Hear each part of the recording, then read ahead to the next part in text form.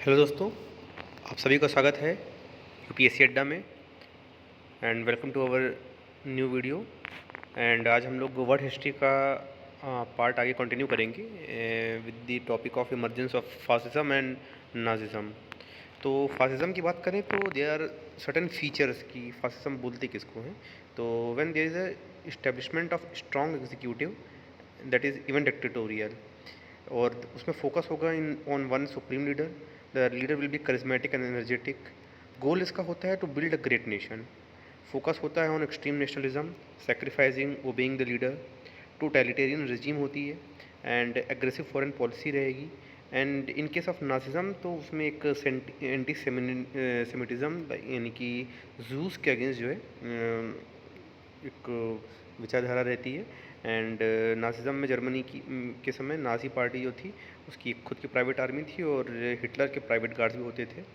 और जो फासिज्म होता है ये anti communist and pro capitalist in nature होता है। डिटेल में अगर देखें तो अगर सबसे पहले गोल की बात करें तो फासिज्म जो है यूरोप में in response to fear of communism बढ़ा था। साथ में there was dissatisfaction among the public towards the democratic government because of their inability to resolve their economic troubles and provide stable government. जो fascist leaders थे projected themselves as a savior of capitalism and promised the strong leadership. They had charismatic personality which attracted the masses. Therefore, fascism has the product of political and economic crisis in Europe.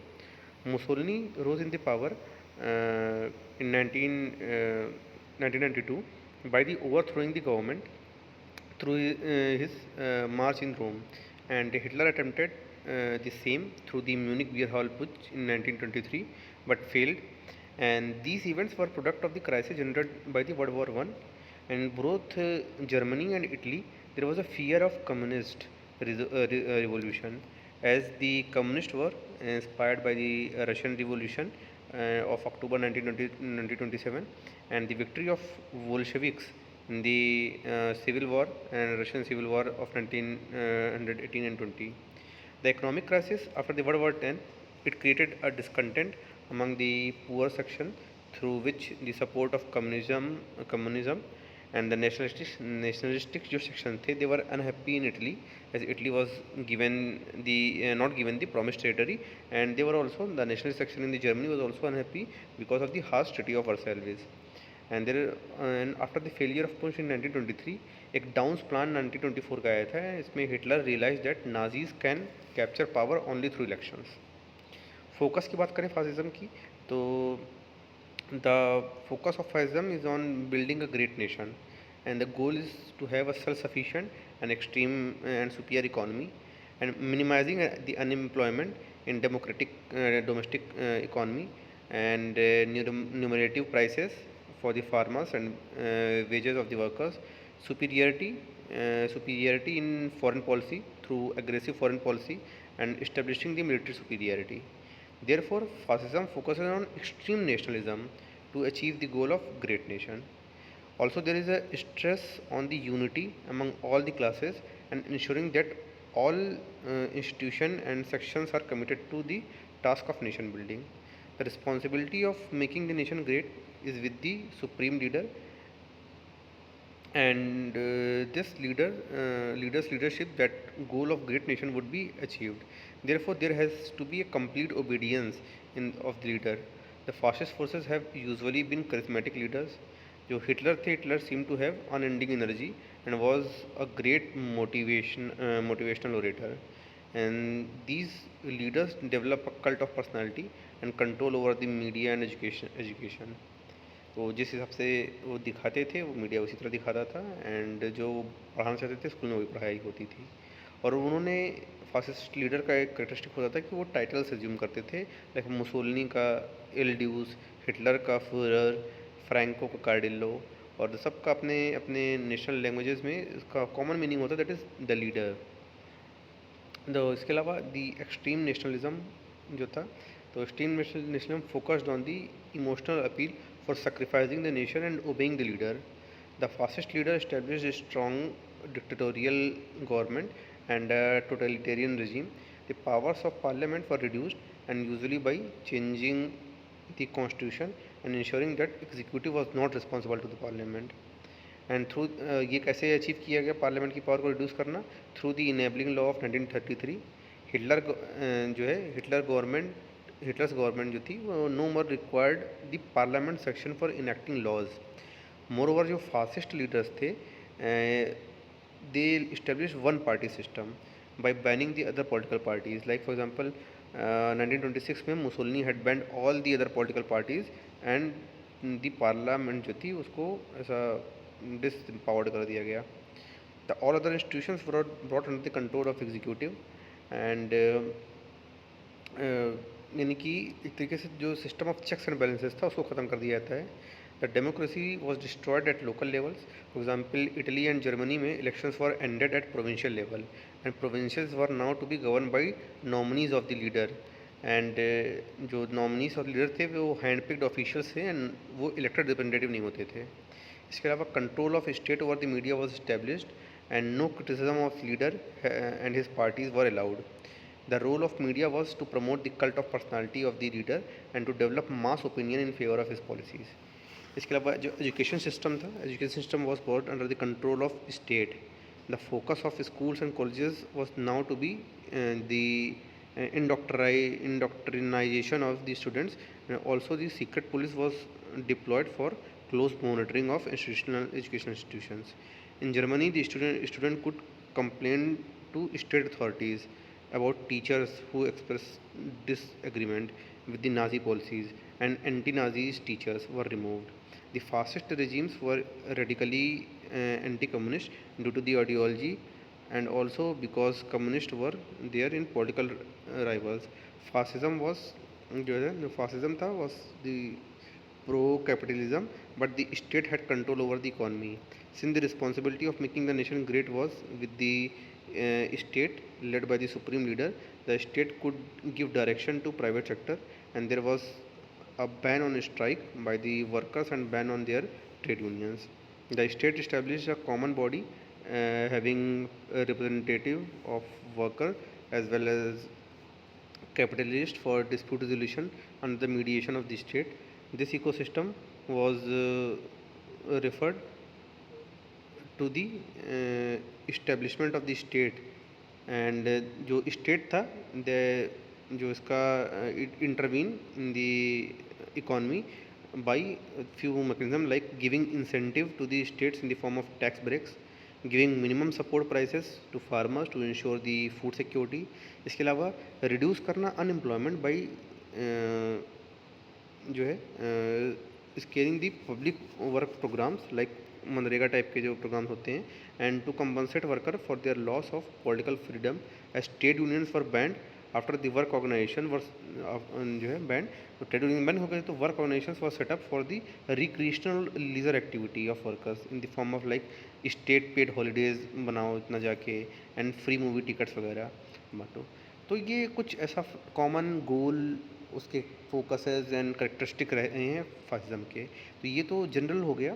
अगर हम फिर अब country wise देखें तो सबसे पहले fascism in Italy अगर देखें तो द मुसोलिनी जो था it came into the power in 1922। क्यों? कई रीज़न थे। एक तो ट्रीटी ऑफ वर्साइल्स इसका खुद का कॉस्ट था, poor economy of the Italy, system of proportional representation and fear of communism, ये सारे फैक्टर्स रहे। पॉपुलैरिटी ऑफ मुसोलिनी क्यों बढ़ी? तो एक तो जो है मेनली प्रॉपर्टीड क्लास में, किंग और चर्च में, ये लोग पॉपुलैरिटी ऑफ मुसोलिनी बढ़ाने में इनका योगदान रहा। और एक इवेंट था मार्च ऑफ रोम ऑफ 1922, इसमें भी इसका पॉपुलैरिटी ऑफ मुसोलिनी में इसका कंट्रीब्यूशन था। एंड एक कैरबो लॉज थे 1923 के, it ended the system of proportional representation and 1924 elections. The further consolidation measures were taken to consolidate the Mussolini, like PM जो था was responsible to king only now, and laws not to require consent of parliament. 3 million electorate versus 10 million जो थे earlier, ये changes आया, and only the propertied class पहले होती थी। One party state जो है बना दिया गया और टाइटल एल्डूस उसने मुसोलिनी ने अडॉप्ट किया। इसके अलावा जो है कॉरपोरेट स्टेट बनाया और जो है कॉरपोरेटिव सिस्टम इस्टेब्लिश किया। फिर एंड एक लेटार्न ट्रीटीज़ थी 1929 की, तो ये एक तरीके से अचीवमेंट ऑफ मुसोलिनी था। Mussolini give lot of fund to pope, जो चर्च के पोप होते थे, and created Vatican City to restore the dignity of church, and he resolve 60 years old dispute with church, and the changes in the local government किए गए कुछ, like जो है censorship में, and the education was supervise now. इसके अलावा position positive of, तो ये सारे फीचर्स थे मतलब फासिज्म के। अब क्या क्या इसके बेनिफिट और डिसएडवांटेज है। डिसएडवांटेज तो हम लोग सब जानते हैं, but there are some positive of fascism for Italy, like industries में स्टील प्रोडक्शन बढ़ गया, hydro power projects was started, but not able to independent of import, मतलब इतने भी ज़्यादा नहीं बढ़े कि इम्पोर्ट से छुटकारा मिल जाए। The agriculture, Mussolini won the battle of wheat, and but the shortage began on the other area. Wheat पे तो सेल्फ सफिशिएंसी आ गई, बट डेयरी प्रोडक्ट्स वगैरह पे लाइक शॉर्टेज होने लगे। लैंड रिक्लेमेशन प्रोग्राम, तो ये लैंड रिक्लेमेशन जो था ये एक तरीके से मैजिक वर्क ऑफ मुसोलिनी माना जाता है। पर पब्लिक वर्क प्रोग्राम के में जो है इंक्रीज़ हुए, बट फिजिकल डेफिसिट भी इसकी वजह से इंक्रीज़ हुआ। The public moral was high, and Italy use to work, जो है मतलब इतना मोरल हाई था बिकॉज इटली जो था वो होस्ट करने लगा फुटबॉल वर्ल्ड कप वगैरह होस्ट करता था। इसके अलावा जो आफ्टर वर्क ऑर्गेनाइजेशंस थे to compensate the loss of political power of worker, कि भाई ये ट्रेड यूनियन वगैरह बना नहीं पा रहे, तो उसको पैसिफाई करने के लिए आफ्टर वर्क ऑर्गेनाइजेशंस बनाए गए अपना ये रिक्रिएशनल एक्टिविटीज़ के लिए। फिर फॉरेन पॉलिसी सक्सेसेस, तो एक फ्यूम इंसिडेंस हुआ था, तो ये एक तरीके से मुसोलिनी की फॉरेन पॉलिसी के फ्रंट पे सक्सेस मानी जाती है। But what was the negative of fascism in Italy, तो इकोनॉमिक क्राइसिस होना शुरू हुई, तो जो इकोनॉमिक प्रोसेस ऑफ 1929 जो आया।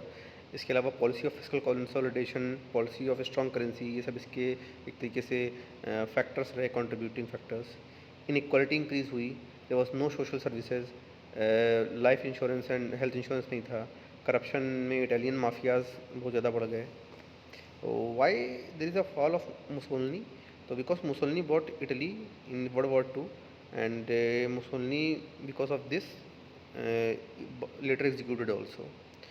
And कैसा ओवरऑल अगर टोटलियन रिजीम मुसोलिनी का देखें तो जो है the totalitarian regime was there, but it was comparatively less than compare to Germany, and Mussolini was popular लेकिन उसकी ब्लाइंड फॉलोइंग नहीं थी। एंड जो है इसके बाद मुसोलिनी को फिर जब हटा दिया गया, तो बाकी इटली की जो एडमिनिस्ट्रेटिव चेंजेस आए, तो ये ओवरऑल टोटलिटेरियन रजीम और फासिज्म इन इटली हुआ। अगर फासिज्म इन जर्मनी देखें हम लोग, तो इसका बैकग्राउंड स्टार्ट होता है तो वेमार रिपब्लिक से एंड राइज ऑफ हिटलर। तो अगर हम ओवरऑल देखें, अगर स्पेक्ट्रम जो आइडियोलॉजीज़ होती हैं, तो there is centre ideology, left wing ideology and right wing ideology. जो और कुछ जो है आइडियोलॉजीज होती हैं लेफ्ट ऑफ सेंटर होती है, like socialist ideologies. For example अगर इंडिया के कंटेक्स्ट में बात करें, तो लाइक पॉलिटिकल पार्टी कांग्रेस को माना जाता है कि ना सोशलिस्ट पार्टी है, तो थोड़ा सा एक्सट्रीम तरफ जाएंगे लेफ्ट विंग में, तो कम्युनिस्ट आइडियोलॉजी होती है। फॉर एग्जांपल जो सीपीआई पॉलिटिकल पार्टी है, उसको मान सकते हैं कि भाई कम्युनिस्ट पार्टी है, लेफ्ट विंग पार्टी है। कुछ होते हैं राइट ऑफ सेंटर, तो ये इनको नेशनलिस्ट पार्टीज बोल सकते हैं, लाइक बीजेपी है, राइट ऑफ द सेंटर मानी जाती है। और एक्सट्रीम राइट विंग होता है लाइक फासिज्म एंड नाजिज्म। तो ये एक ओवरऑल बैकग्राउंड हो गया। जर्मनी की कंटेक्स्ट में बात करें, तो जर्मन रिवोल्यूशन हुआ था 1918 टू नवंबर 1918 टू अगस्त 1919 में। ट्रीटी ऑफ वर्सलिस साइन हुई थी पोस्ट वर्ल्ड वॉर 1, और एक स्पार्टिसिस्ट अपराइजिंग हुई थी, ये 4 जनवरी से 19 जनवरी तक 1999 में चली थी। ये एक कम्युनिस्ट के द्वारा की गई अपराइजिंग थी, and government was unable to deal with it due to harsh treaty of Versailles, and no government had to take help of, so because government is not able to suppress, तो government को help लेना पड़ा था। एक जो है free corps होते थे, ये एक एक्सट्रीम राइट विंग के लोग होते थे, and private army of ex army man थे, तो गवर्नमेंट को इन एक्सट्रीमिस्ट लोगों से ऐसे हेल्प लेनी पड़ गई थी। इसके अलावा there was attempt against the Weimar Republic that was failed, तो उसमें स्पार्टसिस्ट राइजिंग हो गया, एक जो कैप थे, जो लीडर ऑफ फ्री कॉर्प थे 1920 में। एंड 1923 में हिटलर का राइज स्टार्ट हुआ विथ म्यूनिक बियर बॉल पुच। तो इट वाज जो हिटलर था वाज ऑन ऑस्ट्रियन जर्मन, और वो माइग्रेट किया था जर्मनी में, and he participated in world war one and got awarded also and he was a nationalist leader. And वो Wars को सपोर्ट करता था, वॉर्स के थ्रू विक्ट्री और जर्मनी को इस्टेब्लिश करने के लिए। इसके अलावा फिर एक इंसिडेंस हुआ नवंबर criminals.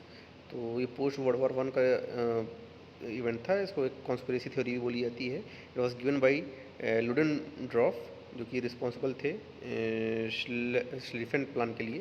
And he said that army was stabbed in back by socialist who came in the power after the Kaiser, and Germany would won if not surrendered in the world war one. बोलते हैं कि अगर surrender नहीं किया होता तो Germany जी सकते थे, लेकिन ठीक है, ये इसीलिए इनको नॉर्मल क्रिमिनल्स बोलते थे। एंड नाजिज़म अगर इन प्रैक्टिस देखें इसको, तो ये भी एक वन पार्टी स्टेट इस्टेब्लिश करता है। एंड नाजी स्पेशल कमिश्नर होते थे, civil services were cleansed, German labour force जो है बनाई गई थी, मेनली एजुकेशन सिस्टम रिवैम्प किया गया, मीडिया में को कंट्रोल में किया गया, एंटी ज्यूज़ प्रैक्टिसेस किए गए, तो उनको ज्यूज़ को एज ए स्केप गोट जो है बनाया गया।